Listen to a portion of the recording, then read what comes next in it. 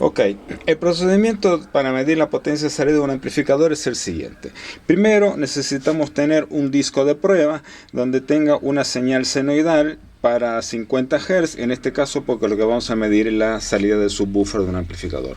Colocamos el disco de prueba en nuestra unidad principal y vamos a seleccionar el track número 4, que es el que tiene el tono de 40 Hz.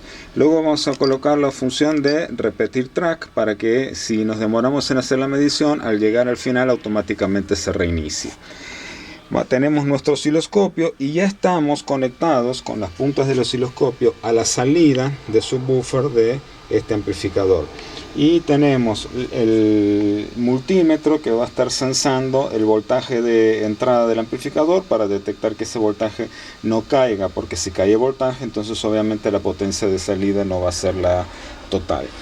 Entonces lo que primero vamos a hacer es comenzar a aumentar el volumen de la unidad principal y vamos a checar en el osciloscopio hasta dónde podemos aumentar ese volumen para que la señal se encuentre con forma senoidal y sin recorte. Ahí vamos encontrando que ya la señal se va formando. Ahí se recortó la señal, entonces lo que vamos a hacer es bajar un punto el volumen de nuestra unidad principal.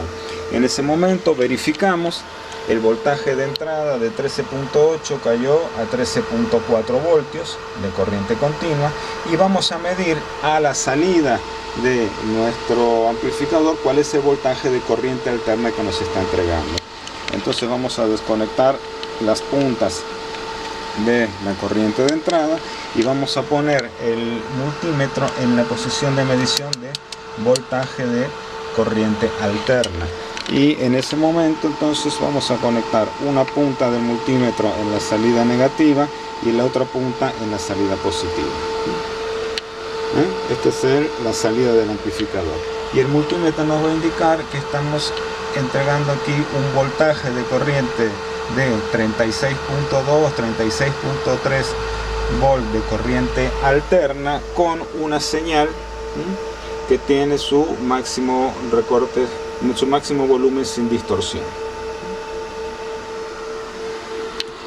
El voltaje que está entregando este amplificador lo están soportando, como decíamos, estas bobinas sumergidas en un bote de agua, de modo que la temperatura que genere puede ser fácilmente disipada. Si metemos la mano aquí en el bote de agua, luego sentimos que el agua está caliente y hasta podemos sentir la vibración del campo de corriente del campo magnético se está generando en las bobinas. Entonces lo único que vamos a hacer ahora es una cuenta en donde teníamos 36.2 volt a la salida, lo vamos a elevar al cuadrado, o sea multiplicar por sí mismo 36.2 por 36.2 y lo vamos a dividir por la impedancia de salida, que era 2 ohms. Entonces este amplificador nos está entregando 655.22 watt RMS a la salida, con una señal con su máxima amplitud sin recorte. Espero les haya resultado interesante y si tienen alguna duda no duden en consultarnos, y si no pueden asistir a nuestros cursos que damos casi todos los meses para poder explicarles este y muchos otros temas. Nos vemos en la próxima. Gracias.